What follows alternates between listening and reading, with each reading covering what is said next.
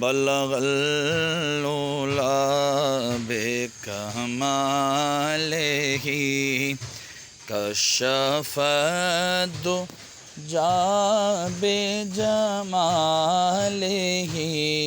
حسنت جمیع خصالہ صلوا علیہ وآلہ صلوا علیہ وآلہ میں نثار تیرے کلام پر ملیوں تو کس کو زبان نہیں، وہ سخن ہے جس میں سخن نہ ہو، وہ بیان ہے جس کا بیان نہیں، بلغ العلا بکمالہ کشف الدجا بجمالہ حسنت جمیع خصالہ صلوا علیہ وآلہ صلوا علیہ وآلہ۔ الحمدللہ رب العالمین والعاقبۃ للمتقین والصلاة والسلام علی سید الانبیاء والمرسلین، جزا اللہ عنا سیدنا و مولانا محمد صلی اللہ تعالی علیہ وسلم ما هو اہلہ۔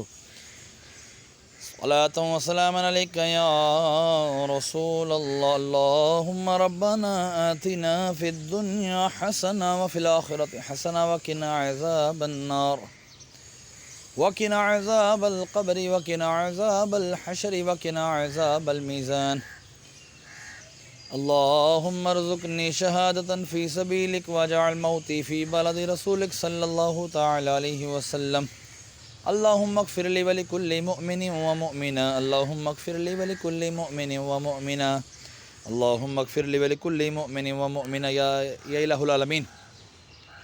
یہاں پر کھڑے ہو کر سورہ فاتحہ سورہ اخلاص 3 مرتبہ پڑھی، اول آخر درود پاک پڑھا، جو کلام پڑھا مولا تیری بلند بارگاہ میں پیش کرتا ہوں، قبول و منظور فرما۔ اس میں اگر کوئی غلطی کوتاہی ہوئی تو نبی کریم صلی اللہ علیہ وآلہ وسلم کو صدقہ معاف فرما کر نیکیوں میں تبدیل فرما۔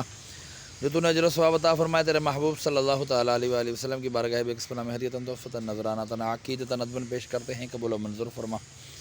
آپ کے وسیلے سے حضرت آدم علیہ السلام سے لے کر آج تک اور آج سے لے کے قیامت تک کے مسلمین مسلمات مومنین مومنات کی رواحوں کو درجہ بدرجہ اس کا ثواب پیش کرتے ہیں، مقبول و منظور فرما۔